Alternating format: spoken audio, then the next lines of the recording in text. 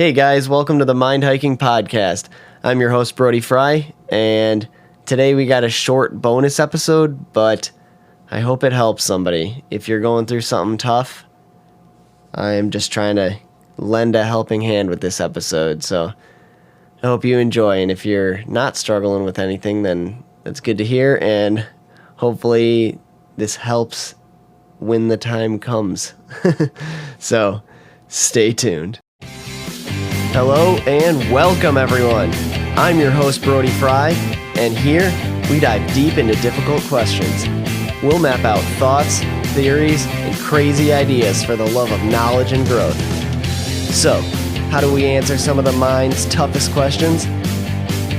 This is the Mind Hiking Podcast.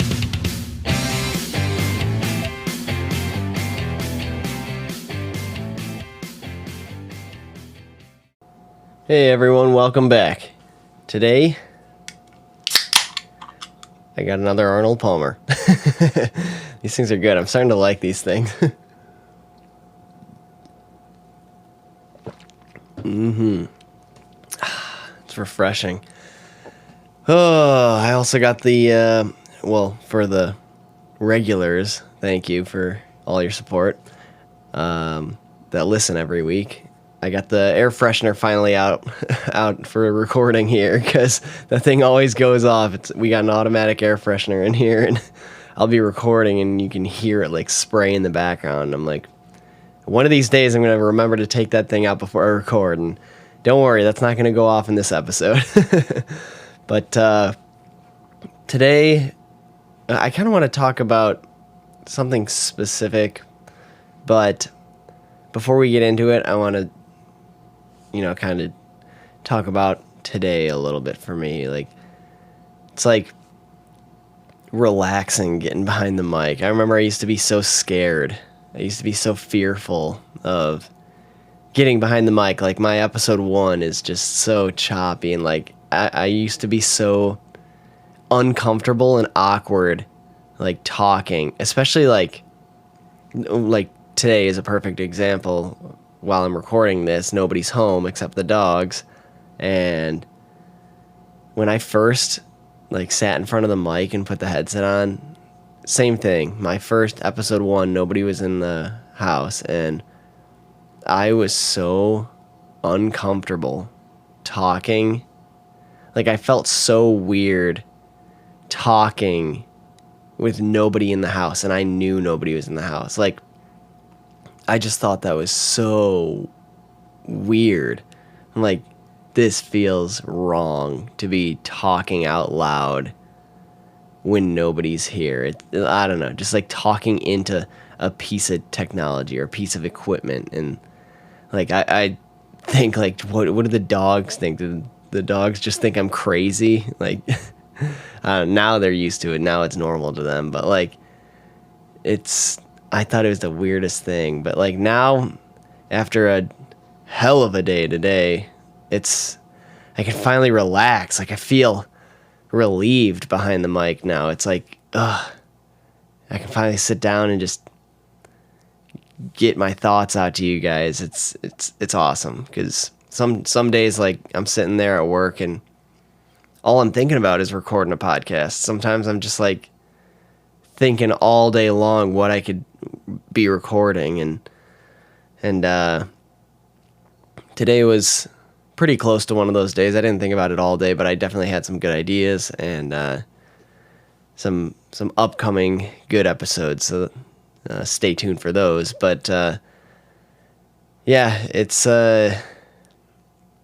just funny how that changes, and like, work today was a long, rough one. And then come home to a winter wonderland, a tundra in the house with just the guts of a stuffed animal spread everywhere, all throughout the house. And I had to gut the rest of the animal before they continued with that, because as I'm cleaning up, they're still pulling from this thing and running around, and Bailey's like running past me, zipping it, shaking the thing, and it's I just cleaned up a trail. I finished cleaning up like half the house, and I'm on my hands and knees picking these fluffs up, and Bailey comes running by, shaking this thing right past me, and just fluffs flying out of this thing everywhere right behind me where I just cleaned. And I'm like, motherfucker.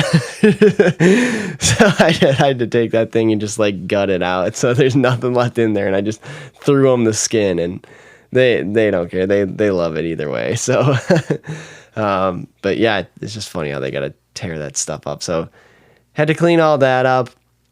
And then like, once I get in a cleaning mood, it's like, that's all I can do. Like, I just see problems everywhere. Like, I start cleaning and it's just, I lock in, I zone in on problems. I can't walk into a room without being like, oh God, I gotta do this. And I'm like, every room I walk out of, I'm carrying something that needs to go somewhere else, and then into the next room, and then out of that room into the next. And I'm just like, laundry and the dishes, clean the countertops, start organizing on top of the refrigerator, accidentally knock off a bourbon bottle I forgot was sitting up there, shatters all over the kitchen floor.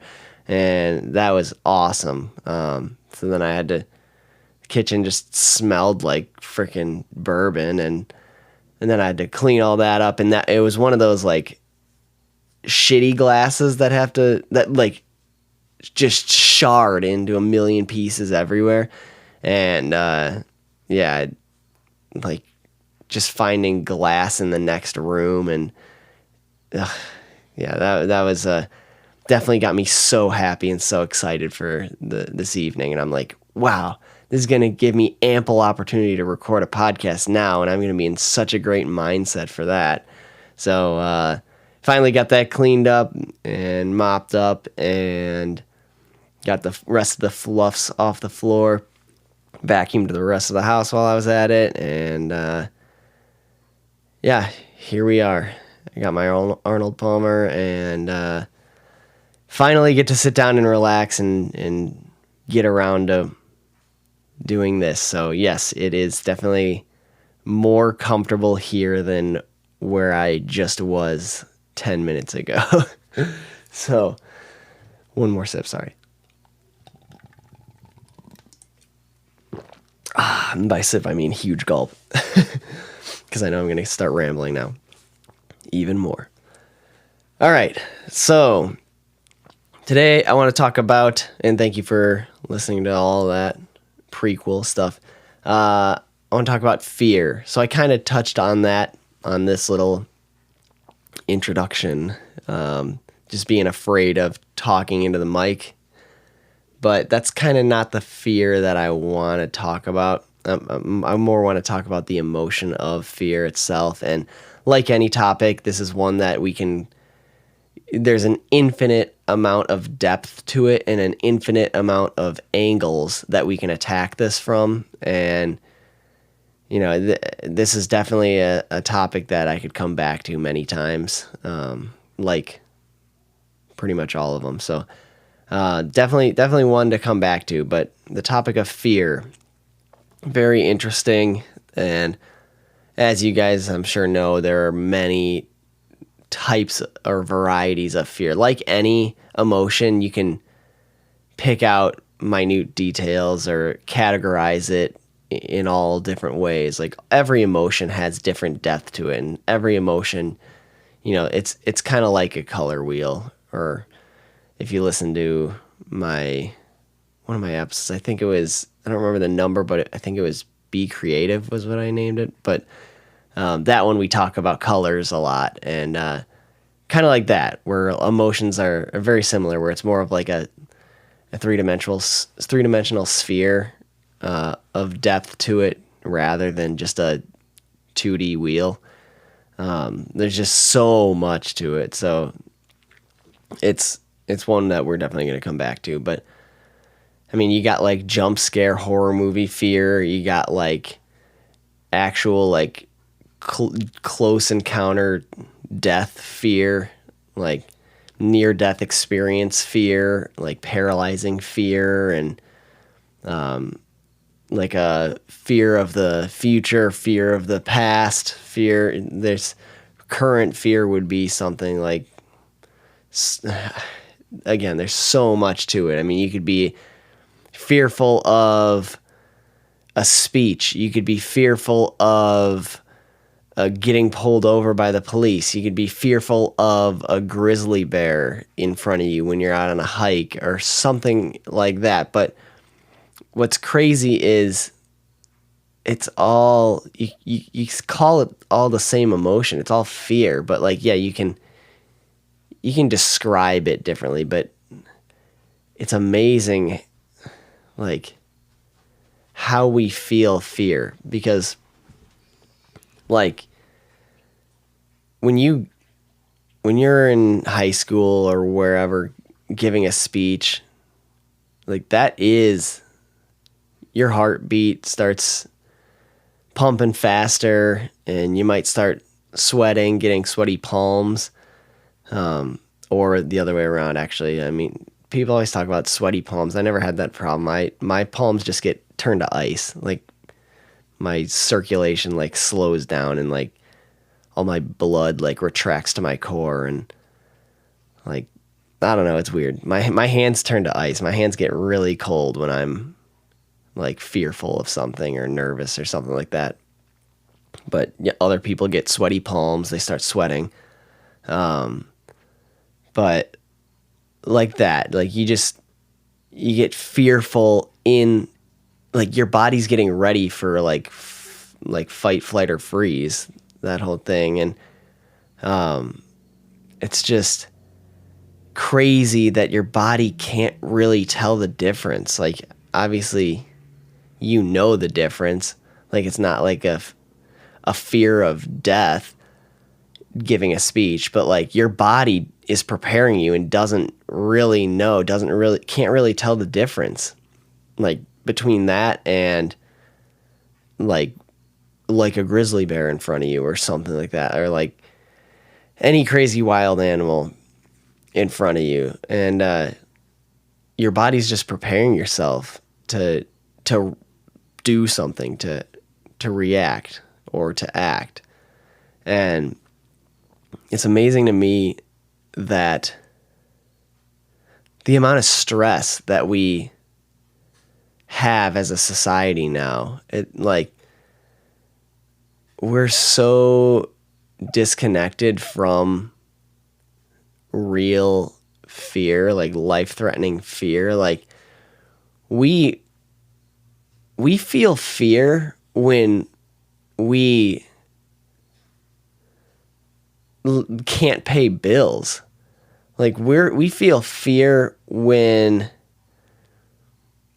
somebody that you look up to or somebody of power approaches you with a look that is concerning. Like it's like things like that where it's like what's going to happen? You're not going to die. But you get that sense of fear. You get that same, like that early primal reptilian brain of yours is still preparing you like you're about to die, or like this is a life or death situation. And it's definitely something to just remember, because our stress levels nowadays are insane, and we've isolated ourselves from the natural world so much that like it's funny because we should not be fearful of anything now. Like we're so safe when you have to be fearful for your life every day before we started building like a civilization, electricity and stuff like that. And it's just amazing. Like I was listening to a podcast about a guy that gives tours of the Amazon rainforest, and he lives out there as well. And it's just absolutely amazing around every single corner and tree and like everything. It's just brutality everywhere. It's just chaos and murder and the recycling of death. It's just absolutely insane. And then we sit here and we're worried about paying a bill. And especially in times like these, it really helps me, and it humbles me, and it grounds me to think like that. And even something as simple as looking up to the stars does that as well too, or looking out over the ocean, something vast and massive to really humble you. But just like that sense of fear goes away, for me at least, when I think about what fear really is, because I'm not going to lose my life. So what's the absolute worst case scenario? Say I stop paying an auto payment and they come repo my truck, whatever. That's you're so fearful of death when that's not gonna like. Just think about the absolute worst case scenario of whatever problem it is you have, and it's just immediately shrinks it, because it's nothing. It's amazing when you can like really try to chase that. What is the worst possible outcome of whatever problem it is that you have? I mean, say if you have your own place, say you get kicked out of your house, or you can't afford your house anymore and you get kicked out and you're homeless. You still have your life. And I'm sure with relationships, especially being, obviously if you have a house, you're at an age where you have established some sort of relationships with other human beings, you can figure things out. And your life's not gone. And the majority of people in this world don't even have a house. It's amazing to think about it. We're so privileged in America, but just it's not that bad. It's so funny to think like we're so much better off than, like, the poorest of the poor here are so much better off than the richest of the rich 200 years ago. It's so I do talk about perspective a lot, and that's not necessarily where I want to go, but that is a important point here. But having fear of something that can't kill you as if it could is silly, really. And definitely something that I have to keep in my mind too, because you do feel fear when you have things like that, problems happen in your life, or like you blow a tire on the side of the road, and it's like a bunch of things are running through your mind, like just any problem or inconvenience is just like immediately life or death in the back of your mind. And just think of that worst outcome, and it is humbling, and it does cool that fear quite a bit. And another interesting thing that works for me as well is just, and this one's not as fun, but multiplying problems. You need problems in this world, otherwise what's the point of living? If you got everything you wanted the moment you wanted it, there's no point in doing anything. So you need problems, and they're hard, which is good, because you grow and you learn, and that's what we're here for. But if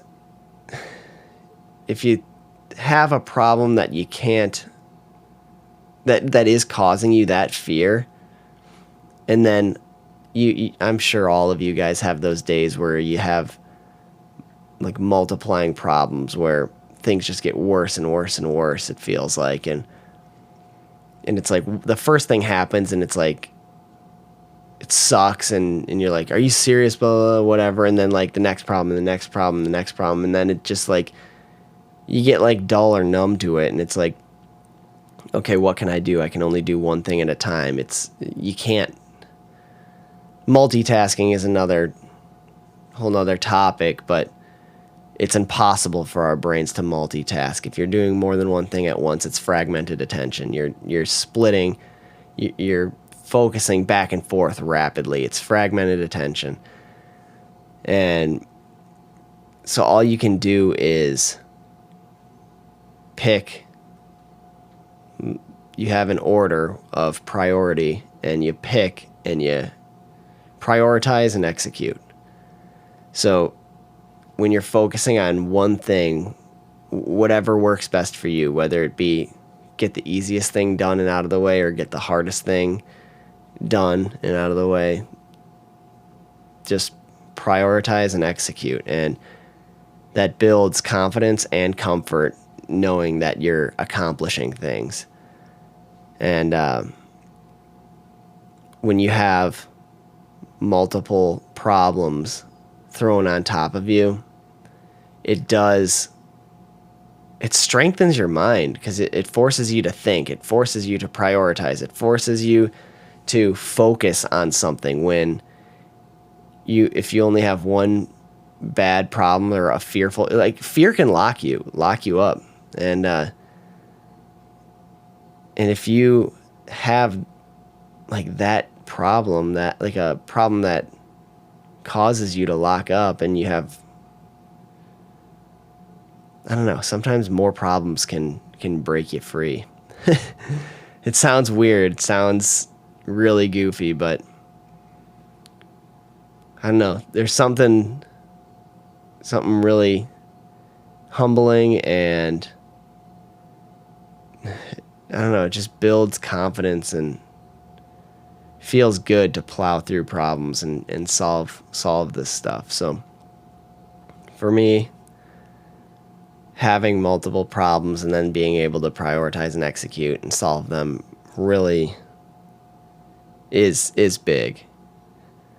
Like a kind of a personal example is I mean, we're all humans, all of us, and we all have arguments, and times when, like, Katie and I have an argument, like all humans do, if something else, like, were to have happened within that argument, and then we're able to solve it, or something else happened, like if we're, for a quick example, if we're arguing and one of the dogs are, if the dogs are wrestling or one of them yelps or something like that, and we both run over there, make sure they're okay. I mean, it's a small problem, but still a little example. It's bonding and it's humbling just to that, common interest brings us together, and we can figure that out. And then once we make sure the dog's okay, the next problem that we were just so focused on, we gave our minds a little bit of a break when we come back to it, and now it doesn't look so bad. Now it's not as big of a problem. Which also brings me to another point. If you have the time, taking your mind off of it. Some problems, like if you run into a grizzly bear in the woods, that's not something that you can take your mind off and come back to. But again, that's like a life or death fear, which is not necessarily what I'm talking about in this episode. So you feel that life or death fear with simple modern life problems, and just about all these simple modern life problems you can come back to later, even if it's just a couple minute break.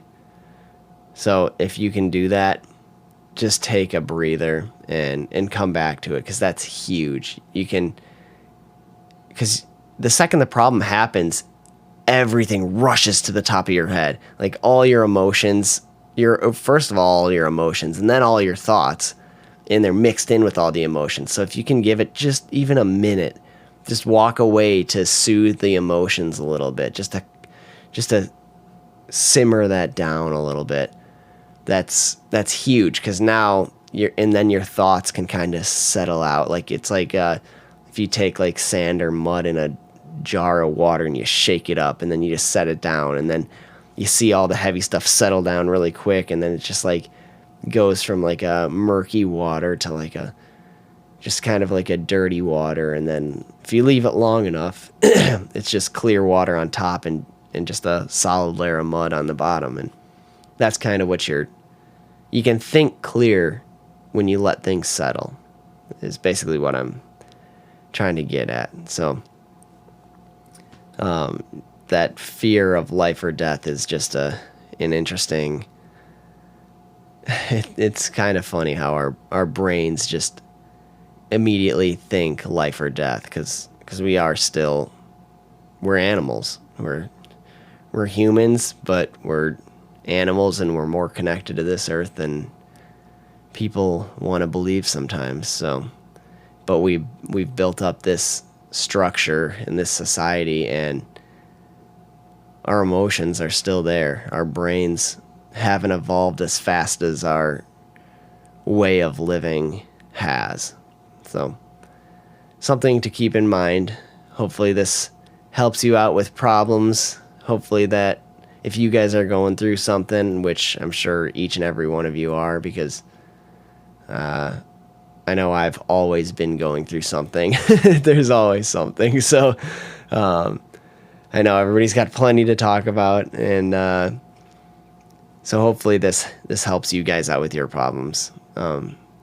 That's all I'm trying to do here, and I notice what makes it easier on me, and it may not solve what you're going through, but hopefully it just makes things a little bit lighter, a little bit easier, and gives you guys a helping hand. So I hope this meant something to you. Hopefully it spoke to you guys, and yeah, I hope you enjoyed.